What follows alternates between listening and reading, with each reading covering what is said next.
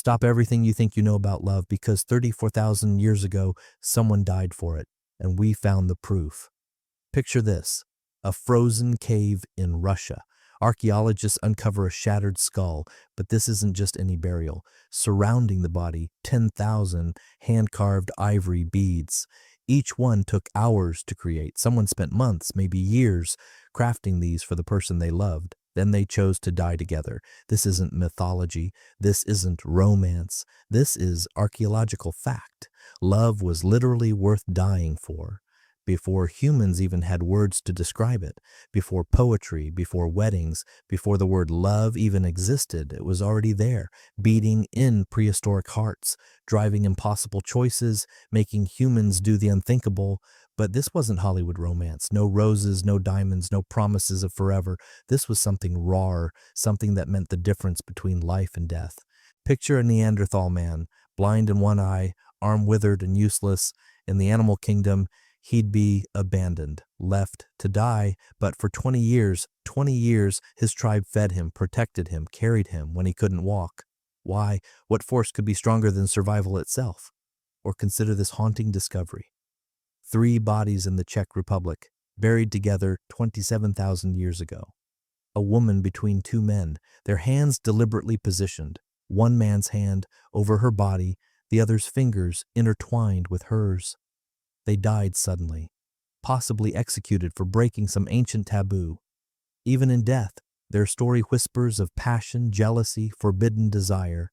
Scientists thought early humans were just brutal survivors, but the evidence reveals something extraordinary. Love didn't just exist, and it ruled prehistoric life. Tonight, we uncover love's most dangerous chapter. When caring meant survival, when passion meant death, when our ancestors chose connection over everything else. The question isn't whether prehistoric humans could love. The question is, could they survive without it? 2 million years ago, Africa was a death trap. Massive predators, brutal droughts, freezing nights. Our ancestors, barely 4 feet tall, with no claws, no fangs, no natural armor, should have been extinct within generations. But they weren't, because they discovered something that changed everything. Not fire, not tools, something far more powerful, each other.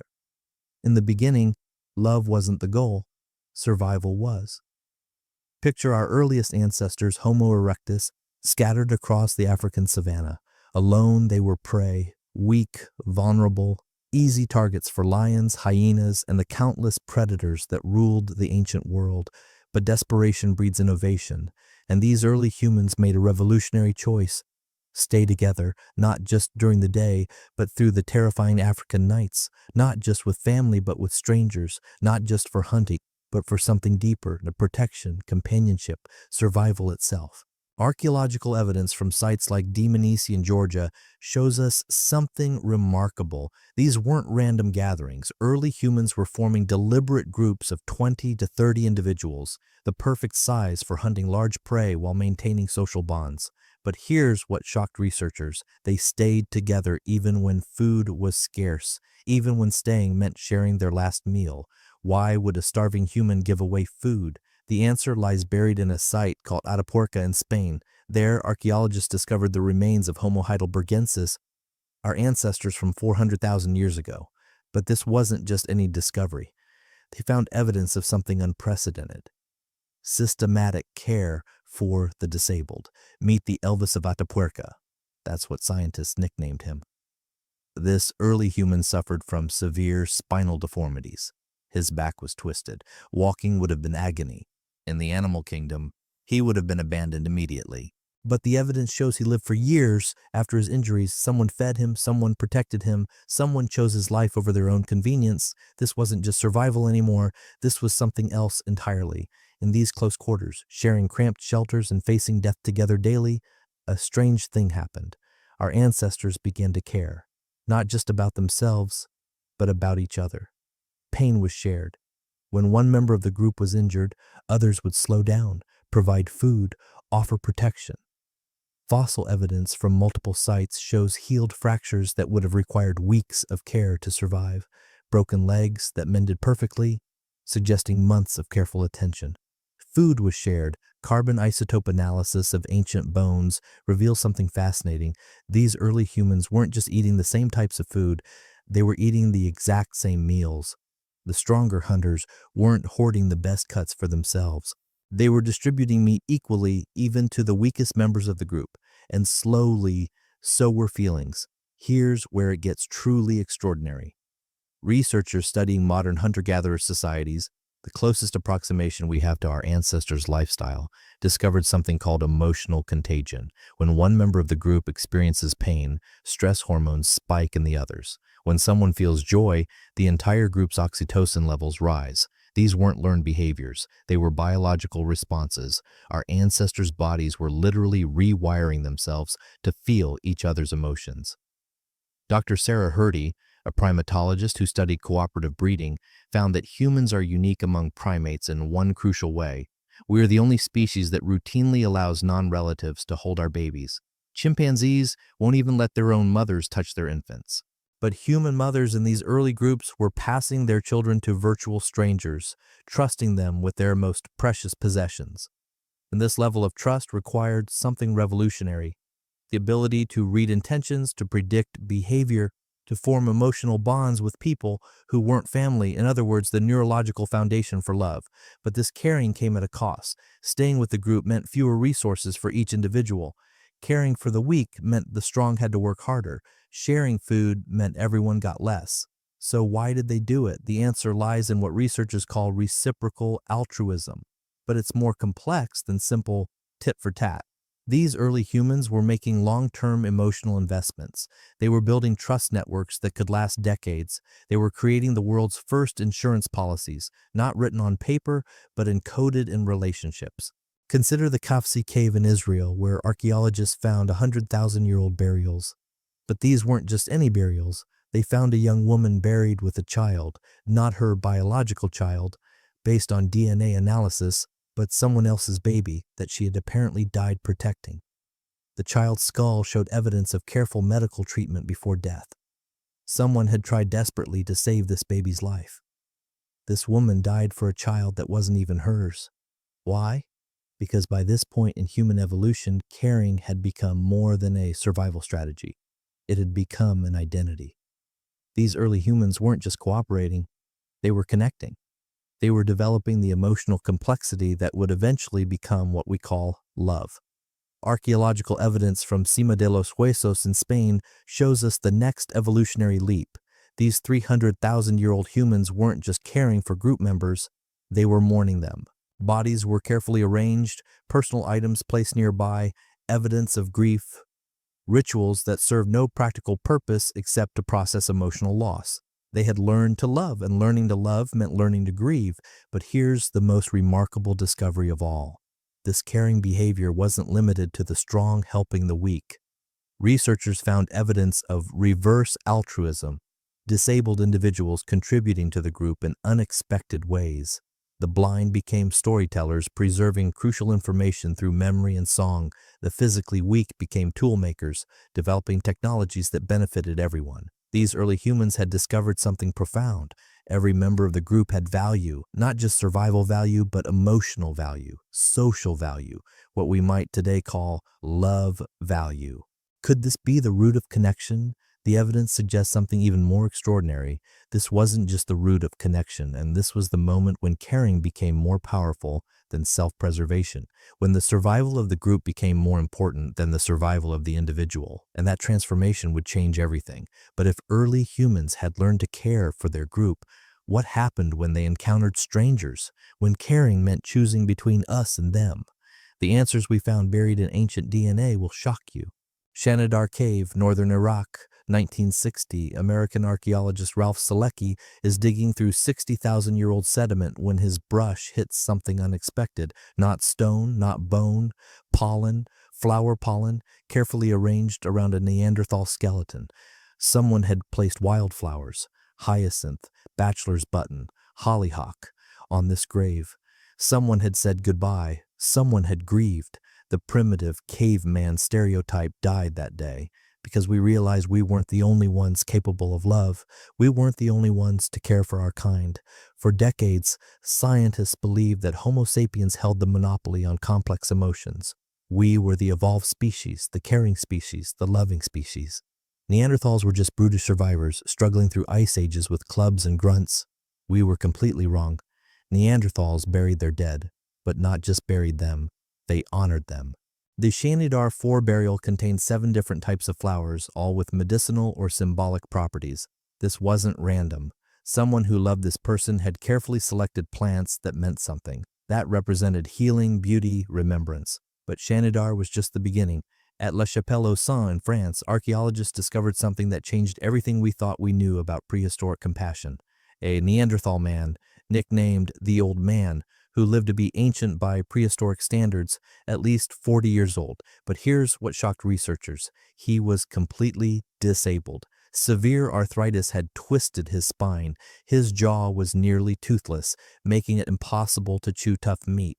His hip was so damaged he could barely walk. In any normal prehistoric scenario, he would have been abandoned to die. Instead, he lived for decades after his injuries became debilitating. Someone chewed his food for him. Someone carried him when he couldn't walk. Someone chose his survival over their own convenience. For years, Dr. Eric Trinkas, the paleoanthropologist who studied these remains, calculated the level of care required. Daily assistance with eating, walking, staying warm, protection from predators during his most vulnerable moments. This level of commitment required something far beyond mere survival instinct. It required love, but the evidence goes deeper. At the Deidariya cave in Syria, researchers found the burial of a Neanderthal child, approximately 2 years old. But this wasn't just any burial. The child had been carefully positioned, arms folded, head cushioned with a flat stone. Most remarkably, a small triangular flint tool had been placed directly on the child's chest. Why give a burial gift to a toddler? What purpose could it serve except to express grief, love, and hope for whatever comes after death? Some even cared for the sick with a sophistication that rivals modern medicine. At Krapina in Croatia, archaeologists found evidence of Neanderthal medical care that would impress a contemporary doctor. Healed skull fractures showing signs of trepanation, deliberate holes drilled in the skull to relieve pressure, broken bones set with primitive splints, infected wounds cleaned and treated with plant-based medicines. But perhaps the most stunning discovery came from the Amud cave in Israel. There, researchers found the remains of a Neanderthal man who had been born with a severe developmental disorder. His skull was misshapen, his brain likely damaged, his physical capabilities severely limited. By all evolutionary logic, he should have died in infancy. Instead, he lived to be a full adult. Someone had fed him, protected him, cared for him through decades of dependency.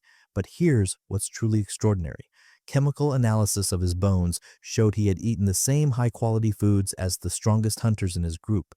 He wasn't just being kept alive, he was being treated as an equal. This wasn't charity, this was family. Why go through all that effort if there wasn't affection? The energy cost of caring for disabled group members was enormous. In a world where every calorie mattered, where every day was a fight for survival, choosing to support non-productive members made no economic sense, unless something deeper was driving these decisions. Dr. Penny Spickens from the University of York spent years studying what she calls the archaeology of compassion. Her research revealed something remarkable. Neanderthal caring behaviors actually increased during the harshest periods of the Ice Age. When resources were most scarce, when survival was most threatened, they became more caring, not less. Compassion was their survival strategy, Dr. Spickens explains. The groups that cared for each other were the groups that survived, but the evidence suggests something even more profound. At Krapina, researchers found Neanderthal bones with strange cut marks, not from hunting or violence, but from careful defleshing. For decades, scientists assumed this was evidence of cannibalism, but newer analysis reveals something entirely different. These cut marks were from mortuary rituals. The Neanderthals weren't eating their dead, they were preparing them for burial in a tradition that required removing flesh from bones, then carefully arranging the remains. Some bones showed signs of being painted with red ochre, a mineral that had to be transported from miles away. Others were carved with symbolic patterns that served no practical purpose. This was art. This was spirituality. This was love expressed through ritual. Maybe love didn't come from words. Maybe it came from actions, small, silent, powerful. The Neanderthal who collected flowers for a grave, the group that carried their disabled member for 20 years, the mother who painted her child's bones with precious pigments before burial. These weren't grand, romantic gestures. They were quiet acts of devotion that required sacrifice, commitment, and something that can only be called love. At Bruniquel Cave in France, researchers made a discovery that redefined our understanding of Neanderthal emotional complexity. Deep underground, 336 meters from the cave entrance, they found something impossible. Carefully arranged stone circles built 176,000 years ago. These weren't tools, they weren't shelters, they served no survival function whatsoever. Someone had ventured deep into the earth, carrying torches, moving massive stones, creating something beautiful just because they wanted to. This was the earliest known example of architecture created purely for aesthetic or spiritual purposes. Neanderthals were building monuments to beauty 150,000 years before modern humans even left Africa. But perhaps the most moving evidence comes from the Mezhmaiskaya cave in Russia. There, archaeologists found something unprecedented, a Neanderthal mother buried with her infant child. But this wasn't a case of death in childbirth. The infant had lived for several weeks, showing evidence of careful nursing and care. Then both had died suddenly, possibly from disease. But someone had buried them together, mother's arms positioned around her child, both bodies covered with red ochre and surrounded by stone tools and animal bones. This was a love story written in stone and bone, a final embrace that lasted 60,000 years. Recent DNA analysis has revealed something even more extraordinary. Modern humans and Neanderthals didn't just compete for resources, they fell in love. Genetic evidence shows that our species interbred extensively throughout Europe and Asia. These weren't random encounters or violent conquests. These were relationships, partnerships, possibly even marriages between different species. Dr. Svante Pääbo, who won the Nobel Prize for his work on Neanderthal DNA, found that some of the genes we inherited from Neanderthals specifically affect emotional regulation, social bonding, and pain perception. In other words, some of our capacity for love literally comes from them. Staying meant surviving, but caring meant belonging. And for Neanderthals, belonging was everything. They created the world's first healthcare systems, the first disability support networks, the first grief counseling through ritual and art. They proved that love wasn't a luxury. It was the foundation of civilization itself. But if Neanderthals were capable of such profound compassion, if they could love and grieve and create beauty, why did they disappear while we survived? The answer lies not in their capacity for love, but in how that love was expressed through cooperation. And the cooperation strategies that emerged would determine which species inherited the earth. Picture this: 50,000 years ago, somewhere in what is now Kenya. Dawn breaks over the savannah. A group of early humans prepares for the day ahead. The men sharpen spears, checking wind direction. The women examine berry bushes, testing soil moisture with their fingers. Children sit nearby, absorbing every detail. This looks like simple survival, but what's really happening is far more revolutionary. They're falling in love with each other, with their roles, with the intricate dance of interdependence that will define human relationships forever. Men hunted, women gathered, children learned by watching. For over a century, anthropologists dismissed this as mere economic necessity, a primitive division of labor designed for efficiency. They missed the most important part. But this wasn't just about work. Archaeological evidence from sites like Katanga in the Democratic Republic of Congo reveals something extraordinary. These divisions weren't just practical, they were emotional. Chemical analysis of ancient tools shows that hunting implements were often crafted by multiple people, men designing the points, women creating the hafting, children contributing decorative elements. These weren't just tools, they were collaborative love letters written in stone and bone. Dr. Helen Fisher, the anthropologist who spent decades studying the evolution of human mating, discovered something remarkable in the fossil record. Starting around 100,000 years ago, Human tool-making suddenly became far more sophisticated, but not because individuals got smarter, because they started working together in ways no other species ever had. These roles forced early humans to rely on each other, to trust, to bond, but the level of trust required was unprecedented in the animal kingdom. Consider what hunting large mammals actually demanded. A successful mammoth hunt required 15-20 people working in perfect coordination for days. The trackers had to find the herd and report back accurately. The weapon makers had to craft tools that could penetrate thick hide. The strategists had to predict animal behavior. The runners had to communicate across vast distances. The butchers had to process thousands of pounds of meat before it spoiled. One person fails, everyone starves. One person lies, everyone dies. But here's what's truly remarkable. Isotope analysis of bones from hunting sites shows that the meat was distributed not based on who contributed most to the kill, but according to need. Pregnant women got the best cuts. Children got the organs richest in brain-developing nutrients. Elderly members received easily digestible portions. This wasn't just cooperation, this was care disguised as economics. The gathering process was equally complex. Recent studies of modern hunter-gatherer societies reveal that women's plant gathering provided 60–80% of the group's calories, but this wasn't simple foraging. It required encyclopedic knowledge of hundreds of plant species, seasonal timing, processing techniques, and storage methods. Dr. Kristen Hawkes from the University of Utah discovered something that changed everything we thought we knew about prehistoric gender roles. Through detailed observations of modern Hadza people in Tanzania, she found that the most successful gatherers weren't working alone. They were teaching. Grandmother gatherers were spending up to 70% of their time training younger generations, even when it meant collecting less food for themselves. Children learned by watching, but they were doing far more than absorbing skills. They were learning the emotional language of cooperation. Archaeological evidence from sites like Blombos Cave in South Africa shows children's handprints mixed with adults on painted cave walls. These weren't random decorations, and they were family art projects spanning generations. They were learning that individual success meant nothing without group success. Over time, those bonds evolved, not just partnerships, but companionships. The fossil record shows us something unprecedented in mammalian evolution, evidence of lifelong pair bonds that went far beyond reproduction. Consider the lovers of Valdaro, two skeletons found in Italy, buried 6,000 years ago in an eternal embrace. But chemical analysis revealed something extraordinary. These weren't young lovers who died in passion.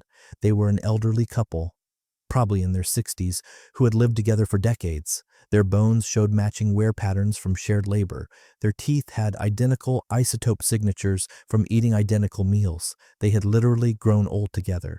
But the most stunning evidence comes from Sungir in Russia. There, archaeologists found a burial that rewrote everything we understood about prehistoric relationships. An adult male was buried with over 3,000 ivory beads, each one taking an hour to carve. Simple math. This represents 3 years of full-time work.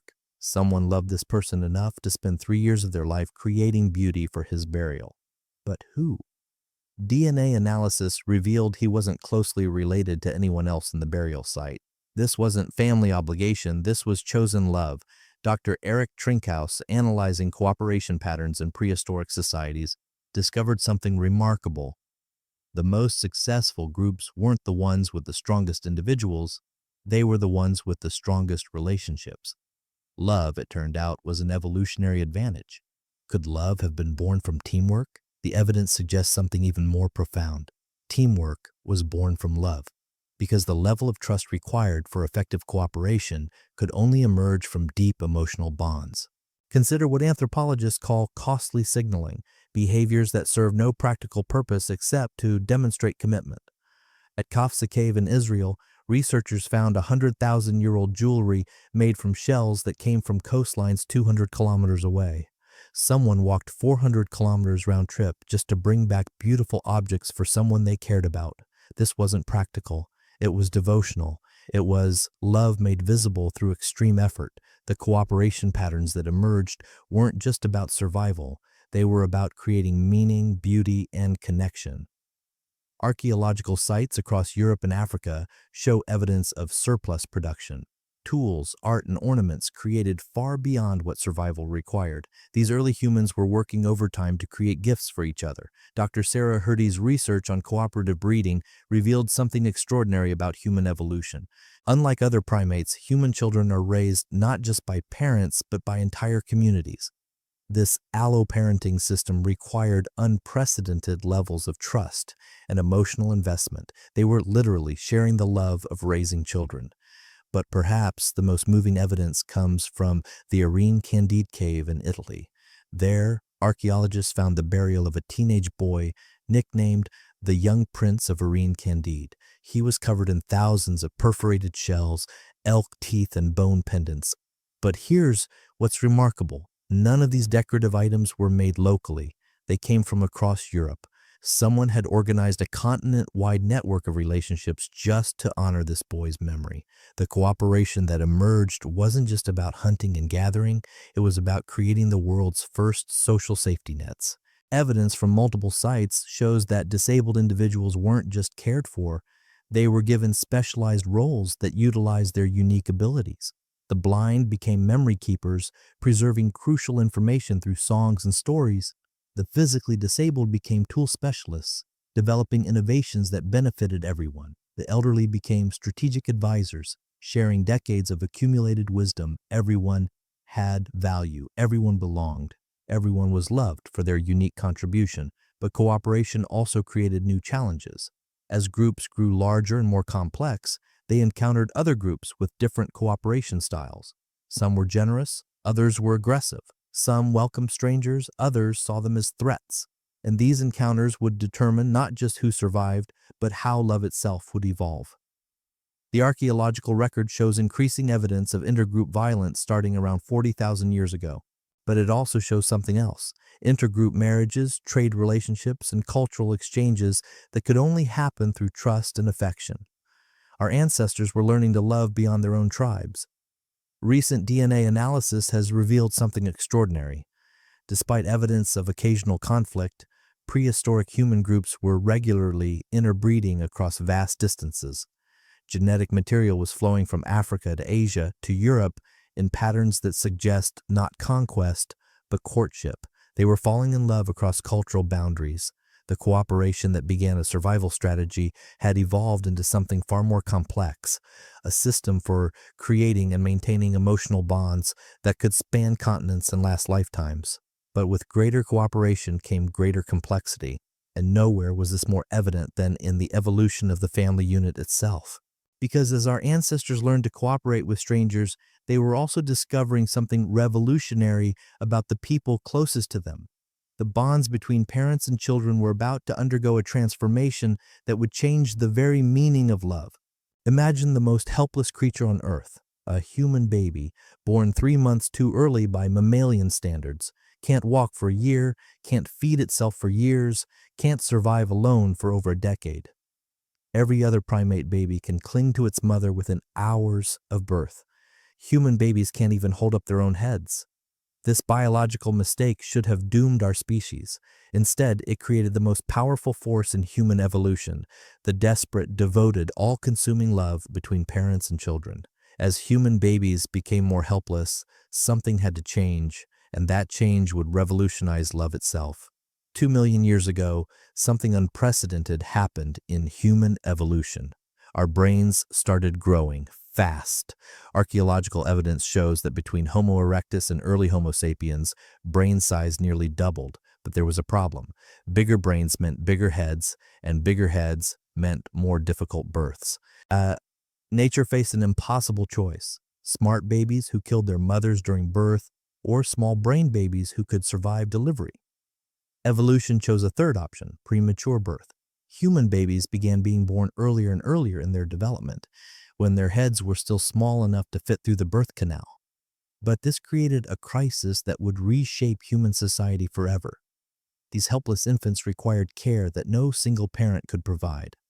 Dr. Sarah Hurdy, the anthropologist who revolutionized our understanding of prehistoric childcare, calls this the impossible baby problem. Her research revealed something extraordinary. Unlike every other primate species, human infants required multiple caregivers to survive. One parent hunting, one parent gathering, one parent protecting, one parent teaching. Love wasn't a luxury anymore, it was a survival requirement. Long-term pair bonds became crucial. But here's what's remarkable. The fossil record shows that these bonds weren't forming just between romantic partners. They were forming between entire extended networks of relatives and non-relatives who shared the impossible burden of raising human children.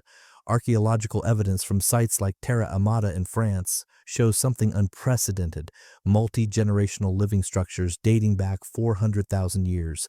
These weren't temporary hunting camps. They were permanent family compounds where grandparents, parents, and children lived together for decades. They were inventing the extended family, but the most stunning evidence comes from chemical analysis of ancient teeth.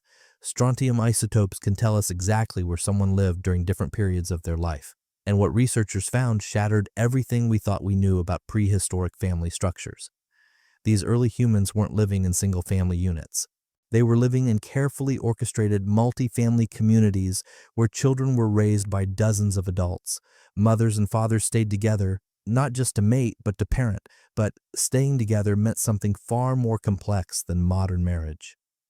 Archaeological evidence from burial sites across Europe and Africa shows consistent patterns. Adults buried with children they weren't genetically related to, but who they had clearly helped raise. They were choosing their families. Dr. Kristen Hawkes discovered something remarkable while studying modern hunter-gatherer societies. The presence of grandmothers increased child survival rates by over 50%. But not just any grandmothers specifically, grandmothers who had stopped having their own children and devoted their energy entirely to helping raise their grandchildren. Love was becoming intergenerational. The first nuclear families were forming, but they looked nothing like our modern conception. DNA analysis of ancient burial sites reveals family structures that included biological parents, adopted children, step-parents, and what can only be described as chosen family members with no genetic relationship at all. At the Dolní Věstonice burial site in the Czech Republic, researchers found something that challenged every assumption about prehistoric families. 3 individuals buried together 27,000 years ago, 2 men and 1 woman. Initially, scientists assumed this was evidence of polygamy or some kind of love triangle. DNA analysis revealed something far more beautiful. One of the men was the woman's biological partner and the father of several children found nearby. The other man was disabled. He had a shortened, withered arm and walked with a severe limp, but isotope analysis showed he had eaten the same high-quality food as the others for decades. This wasn't a love triangle. This was a family that chose to include and care for someone who couldn't survive alone. This wasn't just about reproduction anymore. It was connection. It was care. It was love. The evidence suggests something even more profound. It was the birth of unconditional love. Consider the Kafse cave burials in Israel, dating to 100,000 years ago. Researchers found something unprecedented, a young woman buried with a child who had died from a rare genetic disorder. The child's bones showed evidence of careful medical care, attempts to treat seizures, malnutrition, and developmental delays. This child had lived for 6 years with conditions that should have been fatal in prehistoric times. Someone had loved this child enough to provide round-the-clock medical care for years, even though the child could never contribute to the family's survival. This wasn't practical. This wasn't evolutionary strategy. This was pure love. Dr. Avi Gopher, who led the excavation, found something even more remarkable. The woman buried with this child wasn't the biological mother. DNA analysis showed no genetic relationship. Someone had adopted a disabled child and loved them unto death. They were inventing the concept of chosen family 100,000 years before we had words for it. But perhaps the most moving evidence comes from the Sungir burial site in Russia. There, archaeologists found something that redefined our understanding of prehistoric parent-child relationships.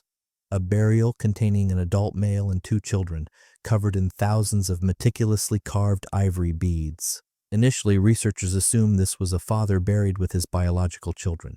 DNA analysis revealed something far more complex. None of these individuals were closely related. The adult male had chosen to be buried with two children he had helped raise, and someone had spent years creating burial goods to honor all three of them. And this was love that transcended biology. The children's bones showed evidence of careful medical treatment for various ailments. One child had a severe spinal deformity that would have required daily assistance. The other showed signs of a genetic condition that caused chronic pain. Someone had devoted their life to caring for children who weren't their own, children who required extraordinary levels of care. Recent research by Dr. Melvin Connor revealed something extraordinary about the evolution of parental love. The hormonal systems that create parental bonding, oxytocin, prolactin, vasopressin, aren't triggered just by biological parenthood. They're triggered by sustained caregiving, regardless of genetic relationship. This means that prehistoric humans were literally biochemically bonding with any child they cared for over extended periods. Adopted children, stepchildren, orphan children, disabled children, all could trigger the same intense parental love response as biological offspring. Evolution was rewarding love, not just reproduction. Archaeological evidence shows that this expanded definition of family created unprecedented social stability. Sites with evidence of multi-generational, multi-family structures show less violence, more sophisticated tool-making, and greater artistic expression than sites with simpler family structures. Love was making them not just better parents, but better humans. But this evolutionary pressure toward intensive parenting created new challenges. As children required more and more care, parents needed more and more support. Archaeological evidence shows increasing specialization in prehistoric societies, not just hunters and gatherers, but grandparent specialists, child care specialists, and medical care specialists. They were inventing the first professional support systems for families. The Paleolithic cave in the Czech Republic contains evidence of something remarkable: a prehistoric daycare system. Multiple children's remains were found with adults who weren't their parents, in structures that appear designed specifically for childcare. While some adults hunted and gathered, others devoted their lives entirely to raising the community's children. DNA analysis of these remains reveals something extraordinary. The childcare specialists weren't necessarily parents themselves. Some were adults who had chosen to dedicate their lives to raising other people's children. They were the world's first professional child lovers. This intensive focus on child rearing created something unprecedented in mammalian evolution. Humans began living decades beyond their reproductive years. The fossil record shows increasing numbers of elderly individuals in prehistoric populations, people whose only evolutionary purpose was to help raise grandchildren and great-grandchildren. Evolution was rewarding love that lasted beyond reproduction. But this transformation of family bonds created new emotional complexities. As children required years of intensive care, the pain of losing them became correspondingly more intense. Archaeological evidence shows increasingly elaborate burial rituals for children, suggesting grief that went far beyond practical loss. They were learning to love so deeply that loss became unbearable. The Iran Candide Cave in Italy contains the burial of a teenage boy covered in thousands of decorative items that took years to create. But isotope analysis revealed something remarkable. This boy had died far from home, possibly while traveling with a trading expedition. Someone had transported his body hundreds of miles back to his family for burial. Someone had loved him enough to carry his corpse across continents. Recent studies of modern hunter-gatherer societies reveal something extraordinary about the prehistoric family bonds we've inherited. Children raised in these intensive, multi-generational care systems show higher levels of empathy, cooperation, and emotional intelligence than children raised in nuclear families. Love was creating better humans. But as these family bonds became more complex and more intense, they also became more selective. The archaeological record shows increasing evidence of boundaries between families, tribes, and communities. Love was becoming tribal, and this tribal love would soon encounter its greatest test. What happened when these intensely bonded families met strangers who looked different, spoke differently, and loved differently than they did? The answers lie buried in caves across Europe, where our ancestors encountered beings who were almost human, but not quite. And the love stories that emerged from these meetings would determine the very future of our species. 50,000 years ago, in a cave somewhere in what is now Romania, two beings from different worlds met. One was Homo sapiens, tall, gracile, with a high forehead and delicate features. The other was Homo neanderthalensis, shorter, more robust, with a prominent brow and powerful build. They should have been enemies, competitors, fighting for the same resources in a brutal Ice Age world. Instead, they fell in love. We know this because their great-great-great-grandchildren are walking among us today. Their DNA flows through our veins. Their capacity for love beats in our hearts. This is the story of the most extraordinary romance in human history, a love affair between two different species that changed the very essence of what it means to be human. We didn't just fight Neanderthals, we mated with them. For over a century, scientists believed that the relationship between modern humans and Neanderthals was simple. We arrived in Europe, they disappeared, competition, replacement. Victory of the advanced over the primitive. The truth is far more beautiful and complex. In 2010, geneticist Svante Pääbo achieved something that seemed impossible. He sequenced the complete Neanderthal genome from 40,000-year-old bones. What he found in our DNA shattered every assumption about prehistoric human relationships. Modern DNA proves it. Some of us still carry their genes, not just traces, not just fragments. Substantial chunks of Neanderthal DNA that make up 1 to 4% of the genome of every non-African human alive today. If you have European, Asian, or Native American ancestry, you are literally part Neanderthal. You are the descendant of an interspecies love story. But here's what's truly remarkable.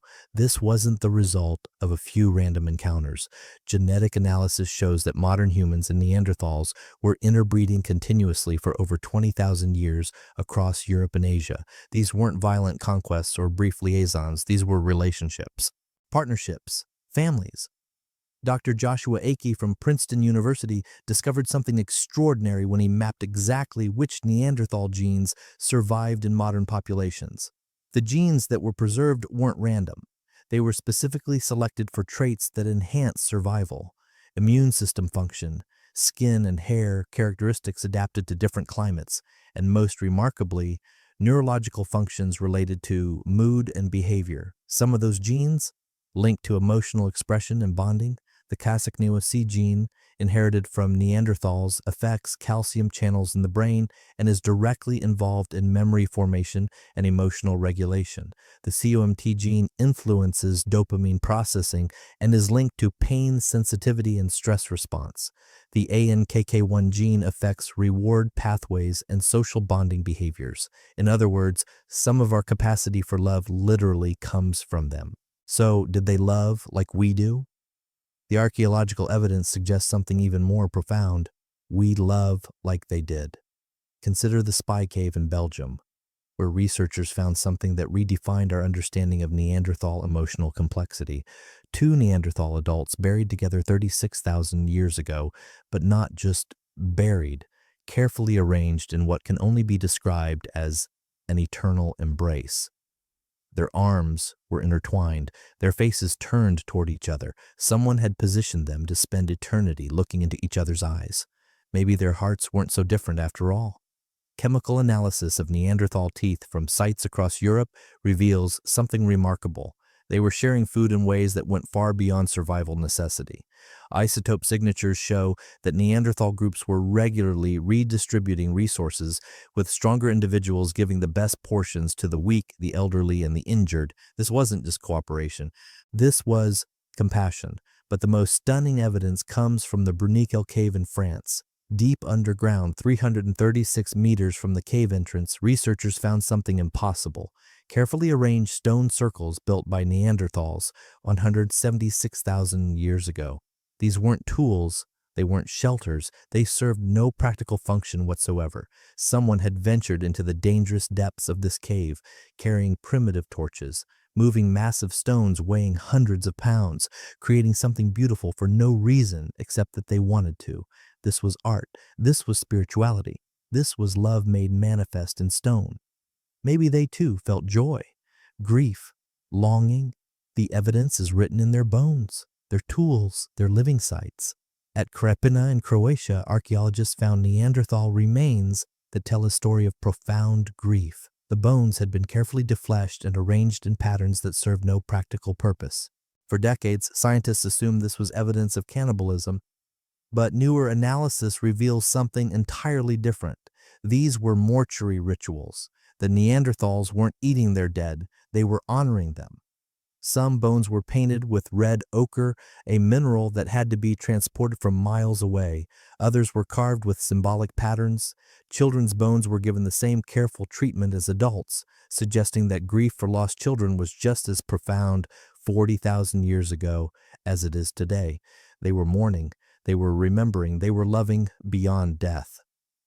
Dr. Rebecca Ragg Sykes, author of Kindred, spent years studying Neanderthal emotional expression through their archaeological remains. What she found challenges every stereotype about primitive cavemen.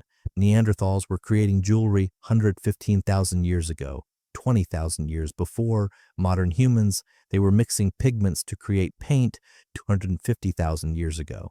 They were building sophisticated shelters, cooking complex meals, and caring for disabled group members with a level of devotion that rivals modern healthcare. But perhaps most remarkably, they were falling in love with us.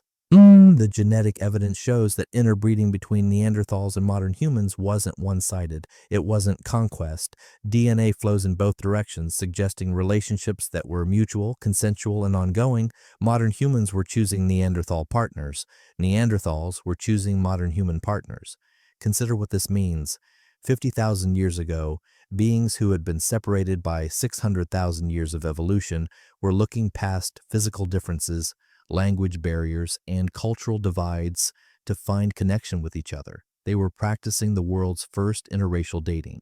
Dr. Carles Lalueza Fox, from the Institute of Evolutionary Biology, discovered something extraordinary when he analyzed Neanderthal family structures through ancient DNA.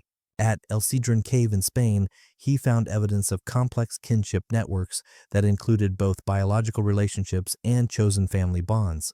Neanderthal groups included adopted children, elderly non-relatives, and individuals from other communities who had been welcomed into the family structure. They were as committed to chosen love as we are, but the most moving evidence comes from the timing of Neanderthal extinction. Recent dating shows that the last Neanderthal populations didn't die out through violence or disease, they disappeared through interbreeding. They loved themselves out of existence. The final Neanderthal communities found in places like Gibraltar and the Carpathian Mountains show increasing genetic diversity that can only be explained by ongoing contact with modern human populations. These weren't isolated holdouts fighting for survival. These were integrated communities where species boundaries had become meaningless. Dr.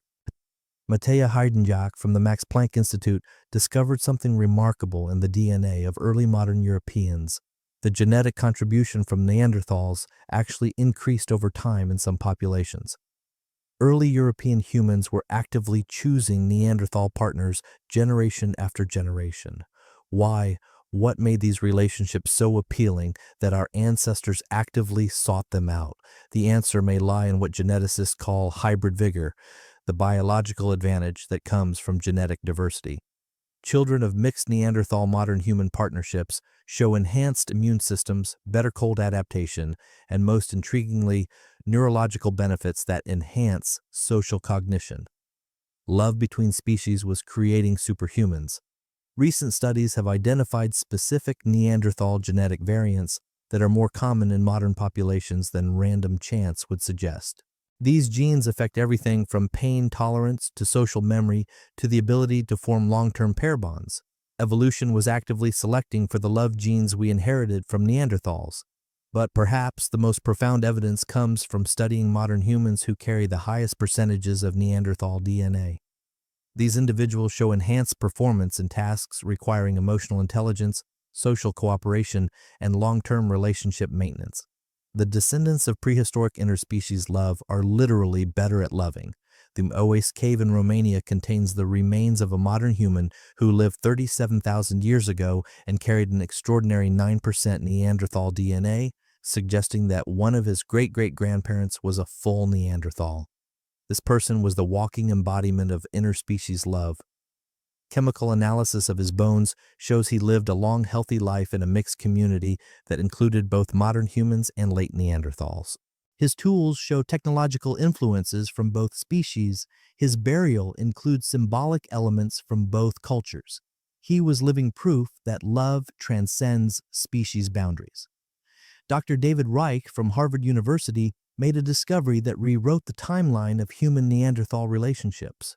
Genetic analysis shows that interbreeding wasn't just happening in Europe, it was occurring across Asia, the Middle East, and possibly even Africa. This was a global phenomenon. Everywhere our species met, love followed. But the most remarkable discovery came from studying the genes that didn't survive from Neanderthals. The genetic variants that were lost tend to be associated with aggression, territorial behavior, and social isolation.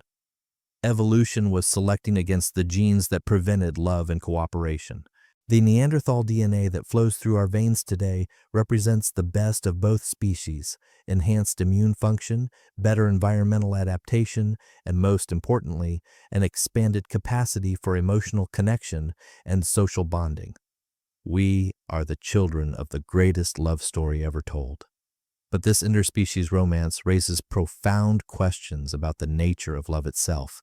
If beings separated by hundreds of thousands of years of evolution could find each other attractive, desirable, and lovable, what does that say about the universality of love? Is love a uniquely human emotion or something deeper and more ancient? And if Neanderthals could love so deeply that they chose to disappear into our embrace rather than remain separate, what happened to the other expressions of prehistoric love? What about the love between parents and children, the bonds that would have to grow even stronger as human babies became even more helpless and human childhoods became even longer? The answers lie in the revolutionary changes happening to human family structures, changes that would create the most intense form of love our species had ever experienced. 75,000 years ago on a beach in what's now Morocco, someone picked up a small shell, not for food, not for tools. This shell was perfect, smooth, lustrous, with a natural hole that seemed designed for stringing. Someone looked at the shell and thought of someone else. They carried it 40 kilometers inland. They polished it until it gleamed. They strung it with sinew and placed it around someone's neck. This is the world's oldest jewelry, and it's proof that 75,000 years ago, someone was trying to make someone else feel beautiful. Romance had been born. Cave art, figurines, beads made from shells. For decades, archaeologists dismissed these prehistoric artifacts as simple decorations or religious symbols. They missed the most obvious explanation. These weren't just decorations, they were messages. Dr. Marion Van Haren from the University of Bordeaux spent years studying prehistoric jewelry from sites across Africa, Europe, and Asia. What she discovered revolutionized our understanding of early human romance. These ornaments weren't random decorations, they were love letters written in stone and shell. The Grotte de Pigeon in Morocco contains the world's earliest evidence of systematic jewelry making, but here's what's remarkable. The shells used for these beads came from 3 different coastlines, requiring journeys of hundreds of kilometers. Someone was traveling across continents to bring back beautiful gifts for their loved ones. I see you, you're beautiful. These may be the oldest messages in human history, communicated not through words, but through the careful selection and gifting of beautiful objects. At Blombos Cave in South Africa, researchers found something that challenged every assumption about prehistoric aesthetics: a 100,000-year-old art studio. Not just random cave paintings, but evidence of systematic pigment preparation, tool making for artistic purposes, and most remarkably, standardized patterns that appear across multiple artifacts. Someone was developing a personal artistic style. Dr. Christopher Henshelwood, who led the Blombos excavations, found something extraordinary: ochre crayons with specific geometric patterns that were being reproduced consistently across different objects. These weren't random doodles, and these were signatures, personal brands, ways of saying, I made this for you. But the most stunning evidence comes from the arrangement of these artistic objects within living sites. They weren't stored with tools or food. They were kept in special areas, often near sleeping spaces, arranged in ways that suggest display and admiration. These were prehistoric hope chests filled with beautiful things made to impress and delight. Gifts, symbols, flirty glances, maybe even jealousy. The archaeological record is full of evidence that prehistoric humans were engaging in complex romantic behaviors that would be recognizable to us today. Consider the Hohlefels cave in Germany, where archaeologists found the world's oldest known figurative sculpture, the Venus of Hohlfels, carved 35,000 years ago. But this wasn't just any carving, this was prehistoric erotica. The figurine emphasizes sexual characteristics in ways that serve no practical or religious function. The proportions are exaggerated for visual impact. Most remarkably, instead of a head, it has a carefully carved loop designed to be worn as jewelry.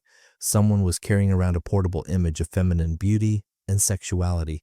It wasn't modern romance, but it was definitely something. Dr. Paul Mellers from Cambridge University analyzed the distribution of prehistoric art and jewelry across Europe and found patterns that suggest something like prehistoric fashion trends. Certain styles of beads, figurines, and decorative objects spread rapidly across vast distances, far faster than could be explained by practical utility. People were copying each other's romantic gestures. They were learning what worked to attract mates and adopting successful strategies from other communities. They were developing dating culture. Maybe he brought her a shell, not a diamond, but the gesture, timeless. Archaeological evidence from sites across the globe shows that the basic patterns of romantic gift-giving haven't changed in 100,000 years. At Ksar Akil in Lebanon, researchers found evidence of prehistoric perfume making, carefully prepared aromatic plant extracts stored in specially decorated containers. Chemical analysis shows these weren't for food preparation or medicine. They were for making someone smell attractive. The Archaeologists cave in France contains something even more remarkable, evidence of prehistoric cosmetics. Ochre mixed with animal fat in specific ratios designed for skin application, found alongside polished mirrors made from pyrite crystals. Someone was putting on makeup 40,000 years ago. Dr. Marie Ceresi, who studied the Archaeologists finds, discovered something extraordinary. The cosmetic preparations were found exclusively in areas associated with Neanderthal occupation. Even Neanderthals were trying to look good for their dates. But perhaps the most moving evidence comes from the careful analysis of prehistoric clothing. Recent advances in textile archaeology have revealed that our ancestors weren't just covering themselves for warmth, they were dressing to impress. The Dzudzuana cave in Georgia contains 30,000-year-old textile fibers that show evidence of deliberate coloring and patterning. And these weren't simple utility garments, they were fashion statements. The fibers were dyed using rare minerals that had to be traded from distant regions. The patterns required sophisticated weaving techniques that took far more time than simple functionality demanded. Someone was spending extra time and resources to look beautiful. Dr. Olga Soffer's groundbreaking research on prehistoric textiles revealed something remarkable. The most elaborate clothing remains are consistently found associated with young adult burials, particularly in contexts that suggest special social status. Prehistoric humans were literally dressing up for love, but the evidence goes beyond just looking good. Archaeological sites across Europe show evidence of prehistoric competitive display behaviors that anthropologists recognize as mate competition. The Sunghir burial site in Russia contains something unprecedented. 2 individuals buried with over 10,000 decorated ivory beads between them. But mathematical analysis reveals something remarkable about these beads. They represent over 3 years of full-time artistic labor. Someone, or more likely an entire community, had invested thousands of hours creating beautiful objects for these 2 people. This wasn't just mourning, this was competitive commemoration. They were trying to outdo other communities in honoring their most beloved members. Recent studies of modern hunter-gatherer societies have revealed something extraordinary about prehistoric romantic competition. It wasn't primarily between men for women, as traditional theories suggested. It was between communities for the most attractive and talented individuals. Dr. Helen Fisher's research on prehistoric mating patterns shows that highly skilled individuals, the best artists, the most innovative toolmakers, the most accomplished hunters and gatherers, were actively recruited by neighboring groups through offers of marriage, resources, and social status. They were headhunting prehistoric celebrities. The evidence for prehistoric jealousy is more subtle but equally compelling. Archaeological sites show patterns of deliberate destruction of artistic objects that suggest emotional rather than practical motivations. At Dolní Věstonice in the Czech Republic, researchers found shattered Venus figurines that had been deliberately broken and scattered, but the breakage patterns suggest careful, ritualistic destruction rather than accidental damage. Someone was destroying images of beauty in what can only be described as fits of prehistoric jealousy. Chemical analysis of the clay used for these figurines shows they were made by the same person who created other intact sculptures found nearby. The destroyed figurines were specifically the ones that emphasized sexual characteristics most prominently. Someone was selectively destroying their own erotic arts. Dr. Olga Soffer's analysis suggests these may be evidence of relationship conflicts, perhaps a sculptor destroying gifts they had made for someone who rejected them, or images that had become painful reminders of lost love. Even 25,000 years ago, people were having bad breakups. But the most sophisticated evidence of prehistoric romance comes from the analysis of cave art composition and placement. Recent studies using advanced imaging techniques have revealed hidden layers of meaning in prehistoric art that suggest complex, emotional narratives. The Chauvet Cave in France contains paintings that were created over thousands of years, with later artists deliberately adding to and modifying earlier works. But the additions aren't random. They show evidence of deliberate emotional dialogue between generations of artists. They were creating prehistoric love letters that spanned millennia. Some paintings show evidence of multiple hands working on the same image, collaborative art projects that required unprecedented levels of trust and intimacy between the artists. They were painting together, creating beauty as an act of love. The positioning of art within caves also suggests romantic intention. The most beautiful and elaborate paintings are consistently found in the most difficult-to-reach locations, places that would require guidance, assistance, and trust to access. They were creating private art galleries for intimate viewing. Dr. Jean Klotz, who spent decades studying prehistoric cave art, discovered something remarkable about the acoustic properties of decorated cave chambers. They were consistently located in areas with exceptional sound quality. These weren't just art galleries, they were prehistoric concert halls. Chemical analysis of pigments used in cave paintings shows evidence of rare and expensive materials that had to be traded from vast distances. The most elaborate paintings used the most exotic pigments. They were literally investing in beauty. But perhaps the most extraordinary evidence comes from recently discovered cave art in Spain that shows something unprecedented, realistic depictions of human faces with individual characteristics and expressions. These weren't generic human figures, these were portraits of specific people. The El Castillo cave contains what appears to be the world's oldest known portrait, a realistic depiction of a human face with carefully rendered individual features, painted 40,000 years ago. Someone loved this person enough to spend hours capturing their unique beauty for eternity. The implications are staggering. 40,000 years ago, someone was looking at another person with such intensity and affection that they felt compelled to create a permanent record of their beloved's face. This wasn't just art. This was devotion made visible. And this devotion would soon encounter its greatest test, the development of complex social structures that would force prehistoric humans to navigate not just individual romance, but community-wide systems of love, jealousy, and commitment, because as romantic expression became more sophisticated, so did the social rules that governed it. And those rules would determine not just who could love whom, but how love itself would be understood, expressed, and regulated. The story of how prehistoric passion became civilized emotion is written in the bones of our ancestors, and it reveals truths about love that we're only beginning to understand. Picture this, a Neanderthal woman 60,000 years ago, cradling her injured mate. His leg is broken. In the harsh logic of survival, he's become a liability, dead weight, a drain on precious resources. But as she touches his face, something extraordinary happens inside her brain. Oxytocin floods her neural pathways.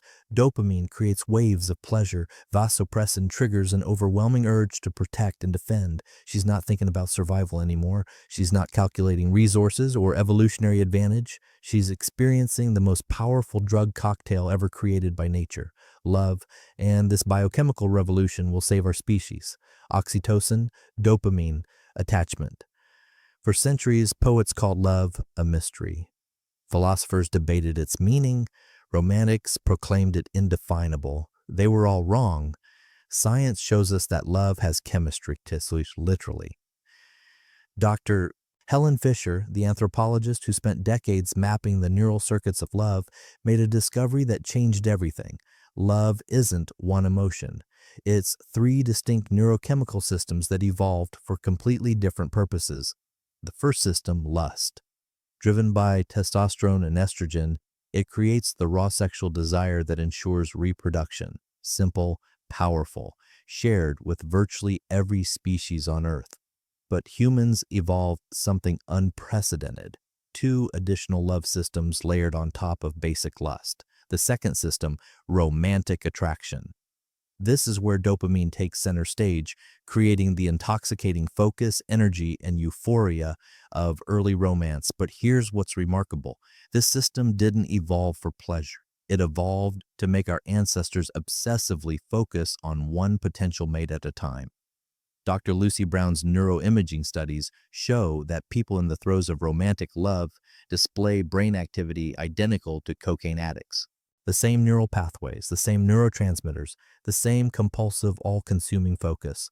Love is literally nature's addiction. But why would evolution create a system that makes us behave irrationally? The answer lies in the unique challenges our ancestors faced during the Pleistocene epoch. Early humans who bonded lived longer, raised more children, and passed on stronger genes. But not just because of cooperation, because of the neurochemical rewards that made long-term partnerships irresistibly attractive. Archaeological evidence from sites like Kafsi Cave in Israel shows something remarkable. Starting around 100,000 years ago, human burial sites consistently show paired burials of adults who died at roughly the same time. These weren't accidents, these were people who chose to die together rather than live apart. The third system, attachment. This is where oxytocin and vasopressin create the calm, steady, deeply satisfying bond that keeps long-term partners together. But oxytocin isn't just the love hormone, it's the survival hormone. Dr. Kirsten Uvnes Moberg's research revealed something extraordinary. Oxytocin doesn't just create emotional bonding, it literally rewires the immune system, making bonded individuals more resistant to disease, better at healing from injuries, and capable of surviving stress that would kill isolated individuals. Love wasn't a luxury, it was medicine. Consider the fossil evidence from Atapuerca in Spain. Researchers found the remains of a severely disabled early human who lived for decades with conditions that should have been fatal, advanced arthritis, dental problems that made eating nearly impossible, and mobility issues that would have made hunting and gathering extremely difficult. But isotope analysis of his bones shows he ate the same high-quality food as the healthiest members of his group for years. Someone loved this person enough to share their best resources, provide daily care, and sacrifice their own comfort for decades. But why would evolution reward such apparently wasteful behavior? Because the neurochemical systems that created this devotion were making the entire group stronger. Dr. Antonio Damasio's groundbreaking research on emotional decision-making revealed something that revolutionized our understanding of prehistoric survival. Humans who could form deep emotional attachments made better long-term decisions. The same neural circuits that create love also create strategic thinking. It was a survival tool. Recent studies of oxytocin's effects on cognition show that bonded individuals display enhanced memory for faces, improved ability to read social cues, and better cooperative problem-solving abilities. Love was literally making our ancestors smarter. But perhaps the most remarkable discovery comes from studying the evolution of the human stress response system. Dr. Shelley Taylor's research on tend and befriend behavior revealed something extraordinary about how love affects survival. When faced with danger, most mammals display fight or flight responses, but humans, especially female humans, display a third option, tend and befriend. Instead of fighting or fleeing, we instinctively reach out to others for support and protection. This behavior is driven by oxytocin release during stress, and it provides survival advantages that pure aggression or escape cannot.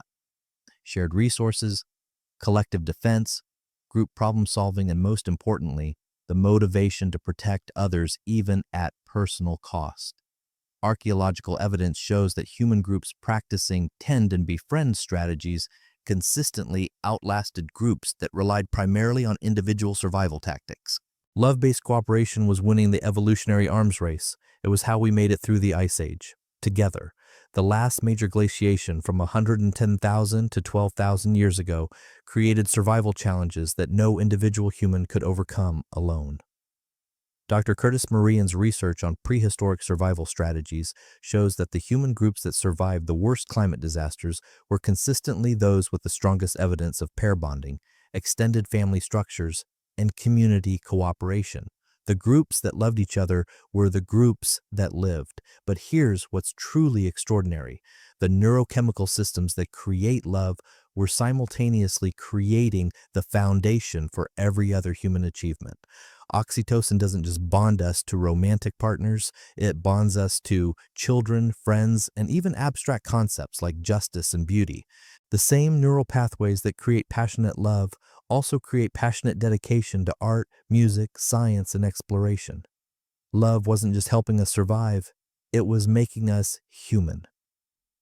Dr. Sarah Hurdy's research on cooperative breeding revealed something remarkable. Human children require approximately 13 million calories to reach independence, far more than any other primate.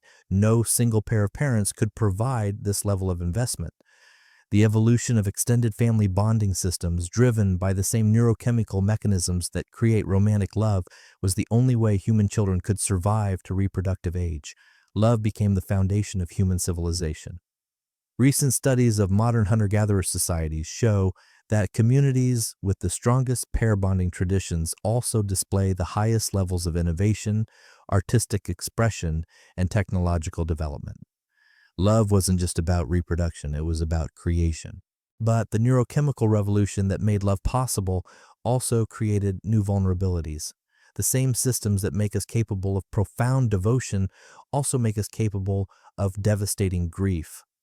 Archaeological evidence shows that starting around 40,000 years ago, human burial practices became increasingly elaborate, suggesting emotional investment in the dead that went far beyond practical concerns.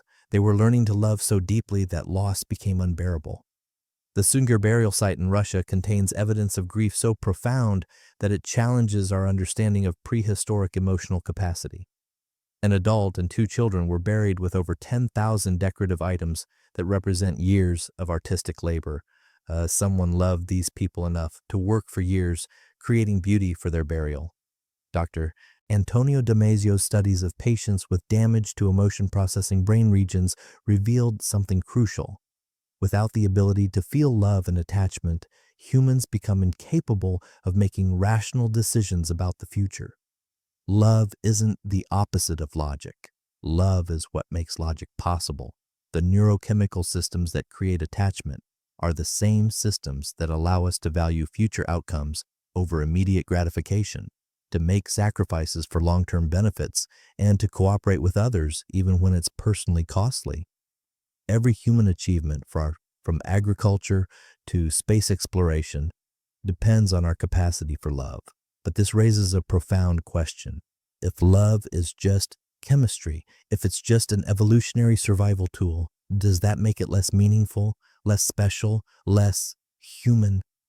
The answer lies buried in caves across the world, where our ancestors left evidence of something that transcends mere biology. Recent discoveries in prehistoric art and burial practices reveal that somewhere along the evolutionary journey, love stopped being just about survival and became about meaning, beauty, and transcendence. Our ancestors didn't just evolve the capacity to love, they evolved the capacity to love love itself. And the evidence for this transformation in this moment when biological attachment became spiritual connection tells the most beautiful story in human history. The story of how prehistoric hearts learned to love not just for survival, but for the pure joy of loving. These are the love stories that made us human. And they're written in bones, art, and graves that span 100,000 years of human devotion. 34,000 years ago, in what is now Russia, someone made the most heartbreaking decision in human history. Their beloved was dying. There was nothing left to do but wait. But as death approached, this person faced an impossible choice: live without love or die with it. They chose love. We found them at Sungir, 2 bodies buried in an eternal embrace, surrounded by 10,000 hand-carved ivory beads. Each bead represented hours of painstaking work. Together, they represented years of devotion. This wasn't just a burial, this was a love story so powerful that someone chose to preserve it for eternity. And across the globe, archaeologists are discovering that this wasn't unique. The first love stories weren't written in books or carved in stone. They were written in bones. Even before language, stories lived. Long before humans developed writing, before we had words for concepts like devotion or heartbreak or forever, we were creating narratives that would outlast empires. But these stories weren't told around campfires. They were told through the careful arrangement of bones in graves. Dr. Christopher Stringer from the Natural History Museum spent decades studying what he calls prehistoric emotional archaeology, the evidence that ancient humans were creating deliberate narratives about love and loss through burial practices. What he found challenges everything we thought we knew about prehistoric emotional capacity. Burial sites with lovers side by side. The archaeological record is filled with evidence of paired burials that go far beyond coincidence. But these aren't just two people who happen to die at the same time. These are carefully orchestrated love stories, preserved in stone and bone. The Dolní Věstonice burial site in the Czech Republic contains one of the most moving love stories ever discovered. 3 individuals buried together 27,000 years ago, 2 young men and a woman, their hands deliberately positioned to tell a story that archaeologists are still trying to fully understand. The woman lies between the 2 men. One man's hand rests protectively over her pelvis. The other man's fingers are intertwined with hers in what can only be described as a final, loving gesture. DNA analysis revealed something extraordinary. All 3 died suddenly, possibly violently, within hours of each other, but someone took the time to arrange their bodies in a narrative tableau that speaks across millennia.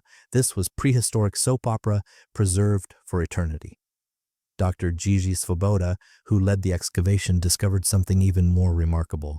The positioning of the bodies required multiple people working together, suggesting that their love story was important enough to the entire community that they invested significant time and resources in preserving it. Their love wasn't just personal, it was cultural, it was mythic, bones buried with tokens of affection. But these weren't random grave goods. They were personal, intimate objects that told specific stories about individual relationships. At Arene Candide Cave in Italy, archaeologists found something that redefined prehistoric romance. A teenage boy buried 23,000 years ago with over 8,000 perforated shells, elk teeth, and bone pendants. But here's what's remarkable. None of these decorative items were made locally. Dr. Julian Riel Salvatore's analysis revealed that these burial goods came from across Europe. Shells from the Mediterranean, teeth from alpine elk, minerals from the Pyrenees. Someone had organized a continent-wide network of relationships to create this burial. This wasn't just grief. This was love that transcended geography. Chemical analysis of the decorative items revealed something even more extraordinary. Many showed evidence of long-term wear and handling before burial.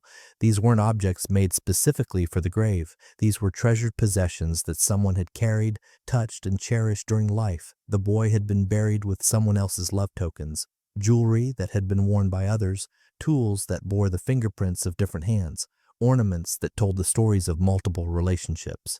His burial was a collection of love stories from across the prehistoric world.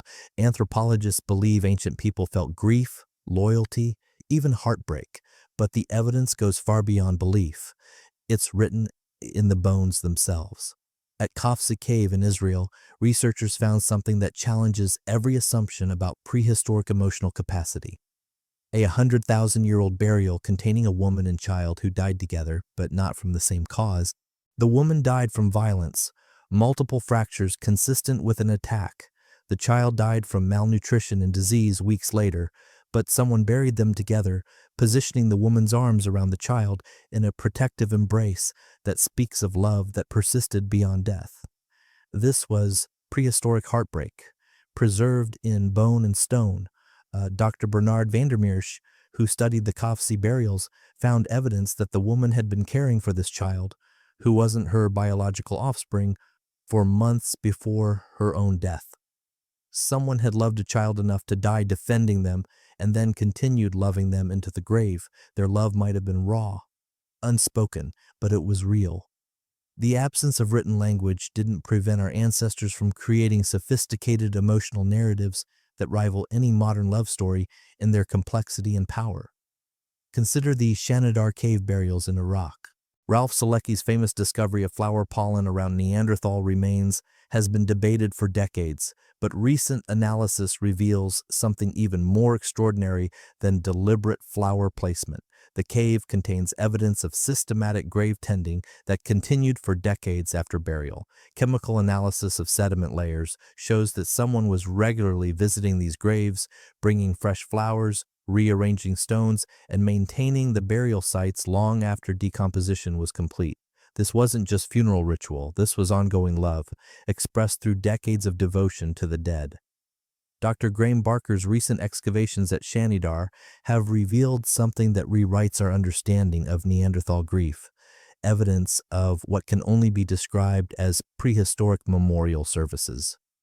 Repeated gatherings at burial sites with evidence of food sharing, tool making, and artistic creation in the immediate vicinity of graves. These weren't random activities. The positioning of artifacts and the timing of deposits suggest deliberate commemoration events that brought communities together to remember and honor the dead. They were having prehistoric funerals that lasted for years.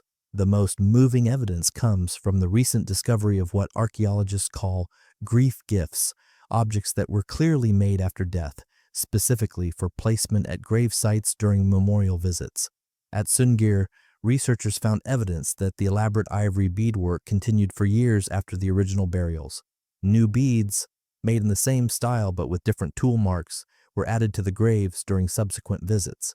People were continuing to create beauty for their dead loved ones long after burial. Their voices are gone, but their love and their longing still echoes through time, and perhaps nowhere is this more evident than in the prehistoric art found near burial sites across the globe. The Pech Merle Cave in France contains something extraordinary, hand stencils painted directly over earlier depictions of animals and humans. But these aren't random overlays. The hand stencils are positioned to appear to be reaching toward, touching, or embracing the earlier figures. Carbon dating reveals that some of these reaching hands were painted thousands of years after the original images.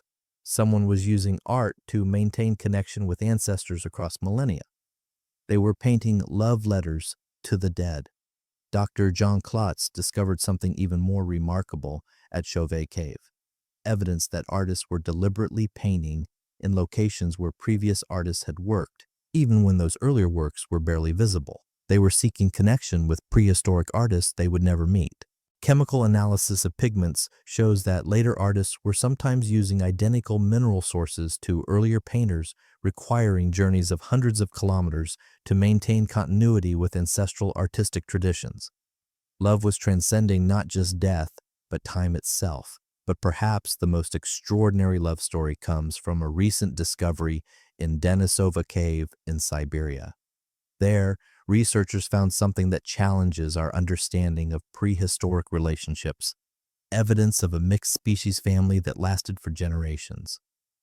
DNA analysis revealed that this cave was home to Denisovans, Neanderthals, and modern humans who weren't just coexisting, they were interbreeding and raising children together. For over 20,000 years, this cave housed the world's first multicultural family. The archaeological evidence shows shared tool-making traditions, cooperative hunting strategies, and most remarkably, artistic collaboration between species that had been separated by hundreds of thousands of years of evolution. Love was literally transcending species boundaries. Dr. Svante Pääbo's analysis of the Denisova remains revealed something extraordinary. Some individuals showed genetic contributions from all three human species, suggesting relationships that continued across multiple generations. This wasn't just interbreeding, this was integration. This was love that created new forms of humanity. But the most moving evidence comes from the way these mixed species families cared for their dead. Burial practices show elements from all three human traditions, suggesting that grief rituals were being consciously combined to honor deceased family members. They were creating new ways to mourn, new ways to remember, new ways to love. Recent advances in ancient DNA analysis have revealed something that makes these prehistoric love stories even more poignant. Many of these carefully arranged burials contain individuals who died from the same genetic diseases that affect modern humans. The Sungir children, buried with such elaborate care, both suffered from genetic conditions that would have required intensive medical attention. The Dolny Vestaniques trio all carried genetic markers associated with developmental disorders. These weren't just love stories. They were stories of love that persisted despite disability, illness, and difference. The archaeological evidence suggests that prehistoric communities were making conscious choices to invest extraordinary time, energy, and resources in honoring individuals who, by purely evolutionary logic, might have been considered expendable. They were proving that love transcends survival value. Dr. Penny Spicken's research on prehistoric compassion has revealed something remarkable. The most elaborate burial sites consistently contain individuals who would have required the most care during life. The people who were loved most intensely were often those who could contribute least to group survival. This suggests that by 40,000 years ago, human communities had developed something unprecedented in the animal kingdom: the capacity to love people not for what they could provide, but simply for who they were. They had invented unconditional love, and this love left traces that still move us today. When archaeologists uncover these prehistoric burials, when they see the careful positioning of bones, the elaborate grave goods, the evidence of ongoing care for the dead, they're not just uncovering scientific data. They're uncovering evidence of hearts that beat with the same rhythms as our own, the Sungir lovers buried in their eternal embrace. The Neanderthal families at Shanidar tended with flowers for decades after death. The mixed species families at Denisova creating new forms of love across evolutionary boundaries. These are our ancestors. These are our origins. These are the first chapters of the story we're still writing. But what happened to this prehistoric love? How did the raw, powerful, unconditional devotion of our ancestors evolve into modern relationships? How did cave paintings become love songs? How did burial goods become wedding rings? The transformation of prehistoric passion into civilized romance is a story that's still unfolding, and understanding it might just change how we love today.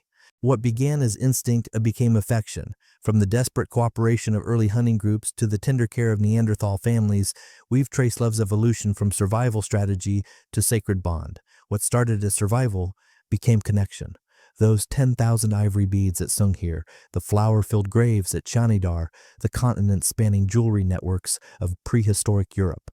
Our ancestors didn't just learn to love, they learned to love beautifully, and maybe, just maybe, love, the deepest part of being human, was there from the very beginning.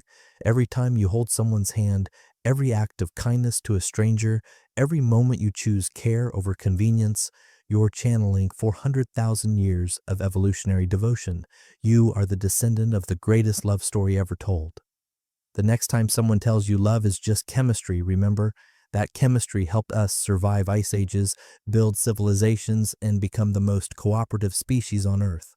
The next time someone says love is weakness, remember, love literally made us human. But this is just the beginning of our prehistoric love journey. How did ancient humans maintain relationships across decades? What were their marriages like?